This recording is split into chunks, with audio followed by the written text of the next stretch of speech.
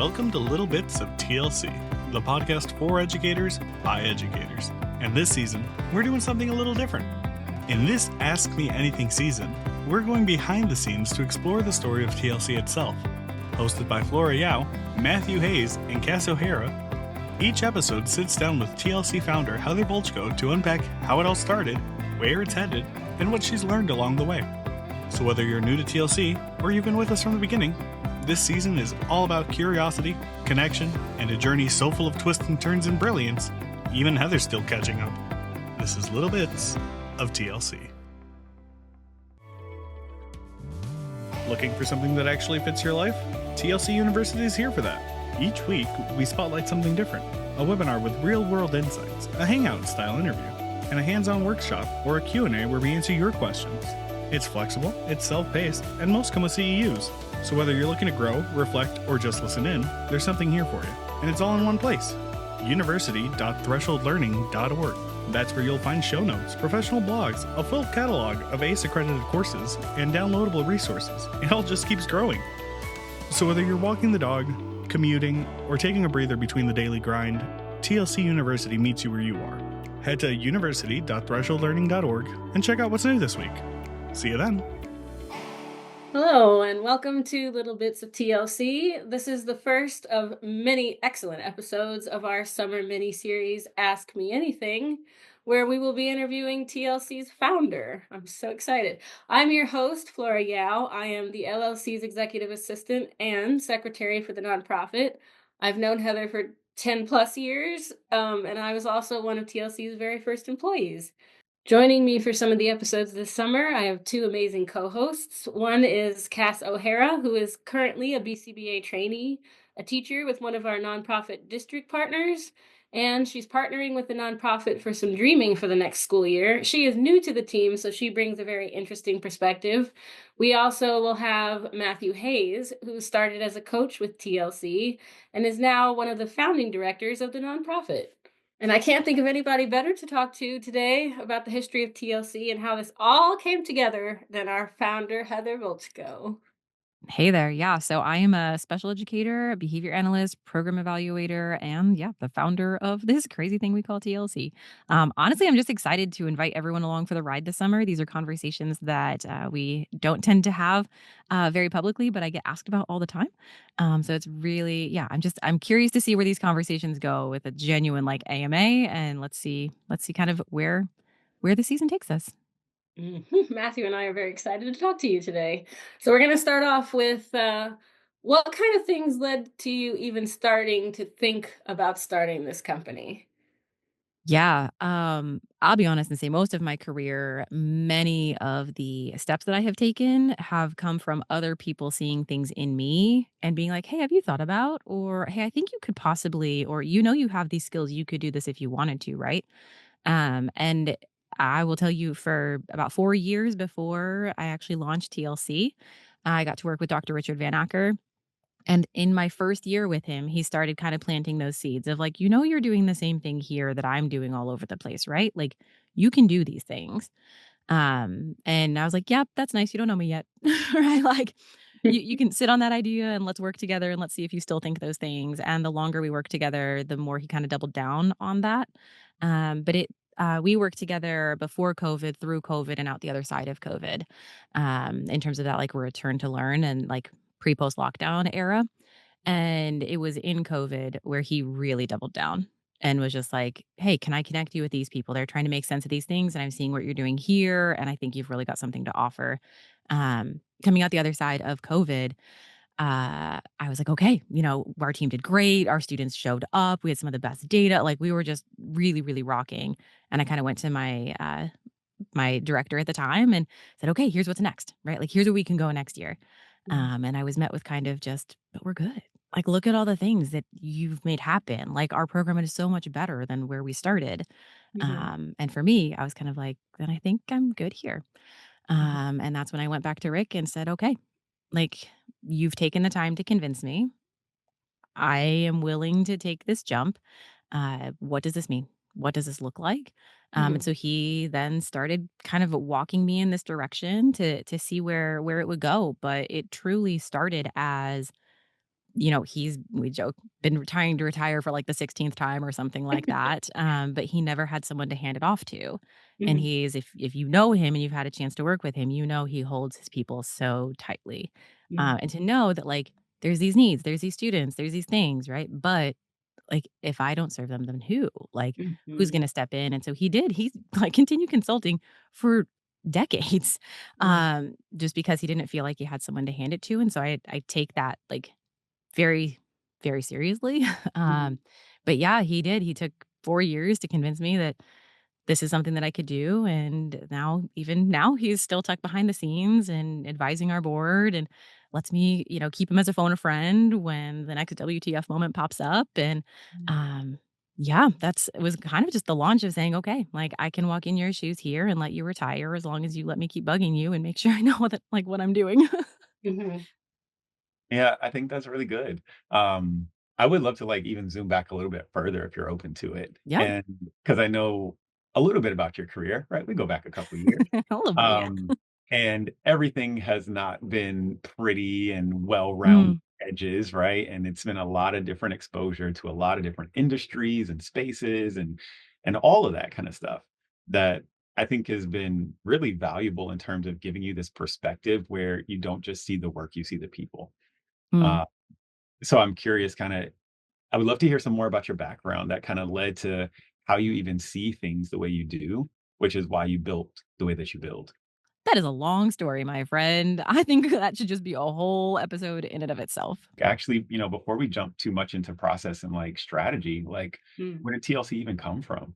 Right? Like I'd love to hear some of the story of the name and how you even kind of picked that out. Was there any cool mhm, conversations or things that happened that, or even maybe just, stories of your experiences in the classrooms or with some of our district partners that led to you coming up with this thought?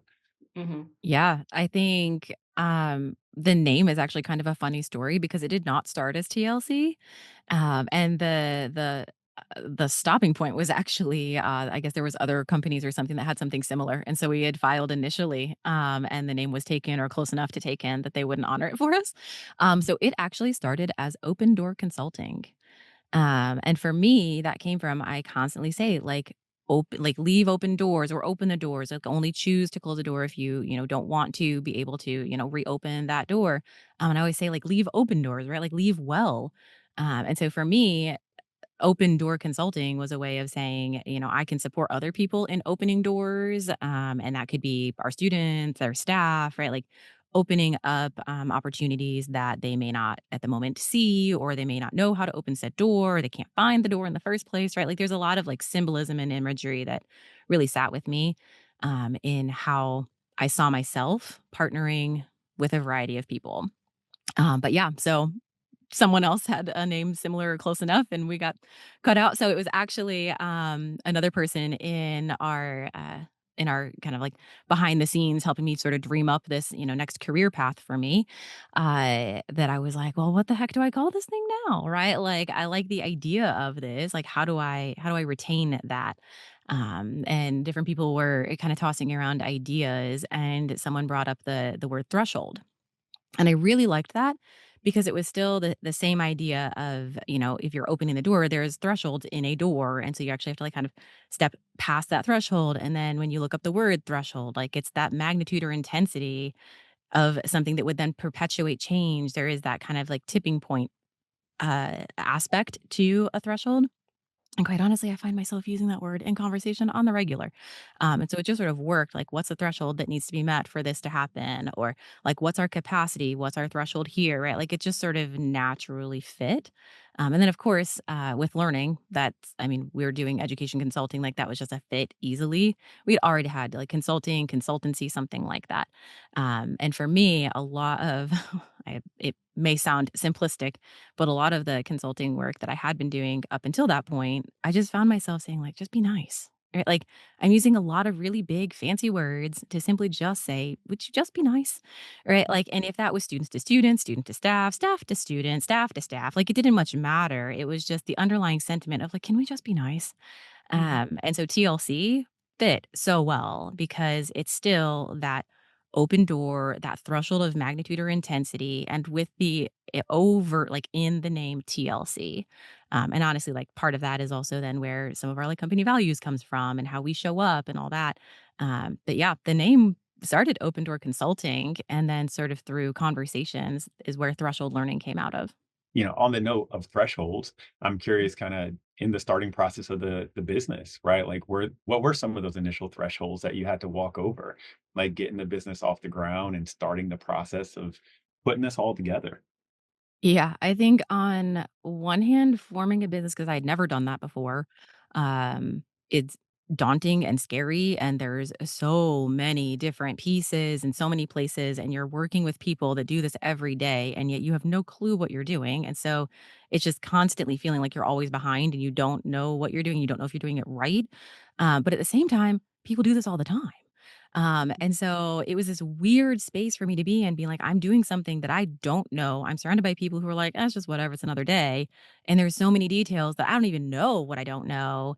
Um, and I just really had to rest in the fact of like, but people start companies all the time. Right. And Mm, so for me, from the beginning, I made some very clear decisions to try to surround myself with people who did know corners of business or finance or anything like that that could be a phone a friend or um, could help like look over my shoulder in ways that I didn't know because there's a lot of things I didn't know what I didn't know. mm, And they weren't running in my circle. So like I intentionally brought those people into my space to make sure that there weren't any oopses along the way that I didn't intend. You hit on one of the things I was actually going to ask you because I Okay. know that and I know we'll talk about entrepreneurship and business and kind of get more into those weeds later on in Mhm. the series. Um, But, like, when you're taking that initial leap, when you're taking that first step across the threshold, like, there is this big moment of facing the fear, right? It's like, "Oh, snap. Is this real? Like, am I really about to do this?" Like, Mhm. we've had some of those conversations behind the scenes. So you kinda started to touch on it, but I was gonna ask you, was there anything, now looking back that you didn't expect, or didn't see coming as you were getting things off the ground? Um, or did you know what you were getting into, or did that just naturally start to unfold? All like everything you just said, I think business, entrepreneurialism, the philanthropic sector, all of it is just you're constantly learning as you're doing and you can never learn everything, so you just need to keep walking, like keep doing the thing, and you'll figure it out as you go as long as you're surrounding yourself with the right people, the right communities, and like you're able to make sense of it. Um, but I mean, like for me, the fear factor for sure was turning in my resignation and walking into entrepreneurialism, right? Never in my life. Right? Like, I know how to apply for, an educator job and, work in schools and all that. I can do that, no problem. But to turn in a resignation and not because I had already been interviewing and landed another job, right? mm, Like that was like, "Ooh, okay, this is real." And that was kind of the first, "Oh, okay, we're doing this thing," you know? And then I think it was right before I met you was I, walked out of the district that I was serving one day and walked into how I met you the next day, which was just a very, like, surreal shift of, like, okay, like, next step into the next thing, you know? I don't think the more that I've kind of walked into the entrepreneurial space, it's very similar to kind of like my academic journey is going like, you don't know everything and you're not meant to know everything. You just need to know what you need to know now. You need to do right by that. And then by doing right by that, you'll know it. And then you'll start noticing what you don't know next. And then that becomes the next pursuit. And so I think it's just choosing to get okay with not knowing everything, but knowing that I know what I need to know when I need to know it. And I have people around me that can cover my blind spots and point out to me what's next. And I can keep learning and moving in that direction. But at no point in time do I actually need to be all things to all people. I just need to have the right community that can mm, step in and make the right things happen. mm. Now, Heather, I already know the answer to this, but I'm gonna ask you anyway. Okay. When you first started this, did you have any idea that it would turn into what it is right now? Oh, heck no. There's no freaking way. Um, yeah, I mean, I I walked into consulting thinking about as far as my own nose. Like, I'll just go help people, right? Like, I was working in a district who had kind of decided, we're good. And I was like, I'm not built to just sustain, right? Like, I'm built to develop and encourage and grow other folks that are trying to do the same thing. And so, yeah, no, what, Flora, gosh, I think it was 3 months in, and then we're already bringing other people in. Another month down, we brought another person in. 2 months more, like, we get to the end of our first semester, and I think we had doubled our company 2 or 3 times. Yep. Mhm. Like, insanity. And Yeah. then coming in to, in essence, our first school year, we brought in a whole layer of folks, that just again, like, it's so important to me to be able to have folks that have walked it, Mhm. consult it, that we are not people of theory. And I found myself having conversations where I'm like, I am going to end up tapping out. Like, I'm further than where they are right now, and I'm good for now. But there's going to be a time if we keep working together that I'm going to need someone who can walk further than what I'm walking with them, and I can tap out and they can tap in. Mhm. And that was part of the team. I mean, Matthew, that's when you jumped in, was the team who came in that summer. I just remember filling the room that first year being like, "What? Yeah. What the what?" Like, Yeah. I was not okay that day. Yeah, I was gonna say the emoji with, like, its head blowing up, like, Yeah. the amount of times I've gotten to see you have that reaction to your own company Oh has gosh. been Yep. crazy. It's, like, So at many least times. monthly. It is a Yes. regular occurrence. Yes. Yeah, that brings up such a good, like, at least feeling for me, which just kind of grounds me back in some of the initial things that you said, Mm. right? Even of like others seeing stuff in you that you didn't see in yourself. And I think that that's a mindset that you've continued to apply to other people around you, right? And like kind of the heart of the work. Or even when you're talking about working with Dr. Van Acker, right? And like, I think that's such a great example of being a student of success, right? And like, not not doing things on your own, but like finding ways to collaborate and build community. So, Heather, we don't just have the LLC, right? And for those who don't know. Yeah, I mean, that's part of the journey, right? Yeah, we had launched an LLC again, like, just for me, myself, and I to go help people.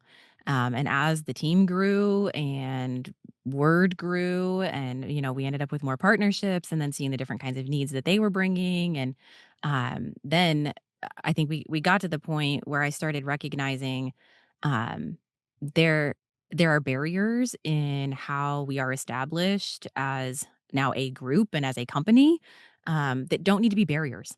That there are ways that we can position ourselves as a consultancy to be more accessible to folks. And that was when we made a complete shift, completely changed our business model, and a lot of our like structural pieces too. And we launched a nonprofit. Mhm. And so the goal of the nonprofit is really to continue to provide that direct access of expertise, to from our district partners to the consultancy, but to do so in a way that they could even access services or supports for free or mostly free. And by us being a nonprofit, we would then have access to grants, philanthropic organizations, funders, donors, that we can really diversify the ways we are able to bring funding into public schools.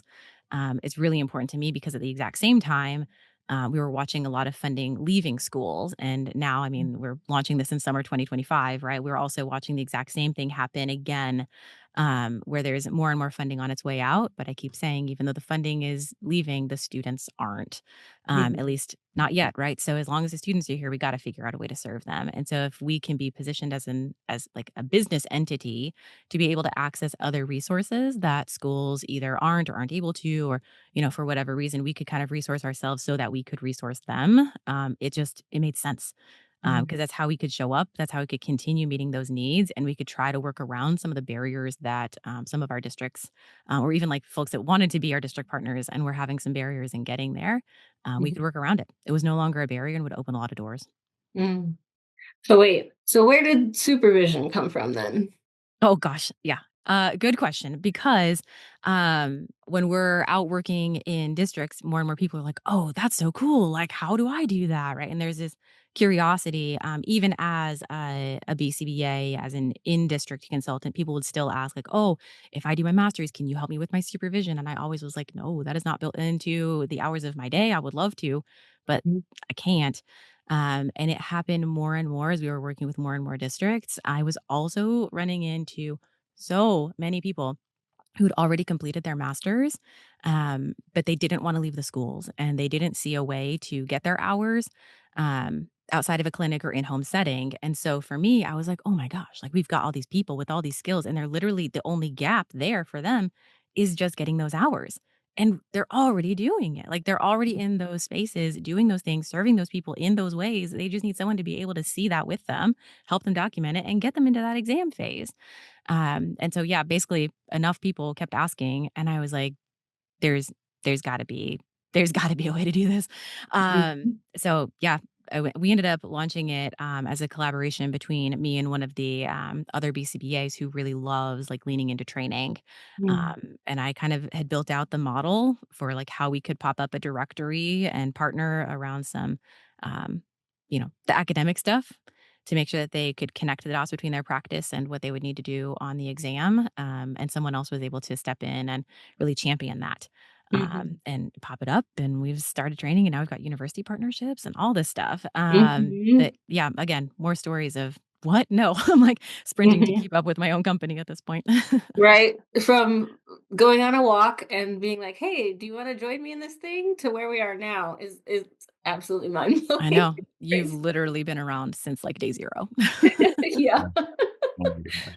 You know, one of the things that I really love about being a part of the TLC team and family is just the adaptability and agility of Mhm. like, as things pop up, as things change, as all kind of different, competing priorities come up, how we've always been able to not only handle them, but then also seemingly be unintentionally a couple steps ahead, right? Yeah. Mhm. um, Hmm. which has been really, really cool. But I think a big part of that really lynches on the values of the company, which really kind of go back to the values of the team. So I'd love to for you to maybe share maybe a minute or so on kind of what are those values that kind of drive not just you, but the TLC family and by default the TLC network.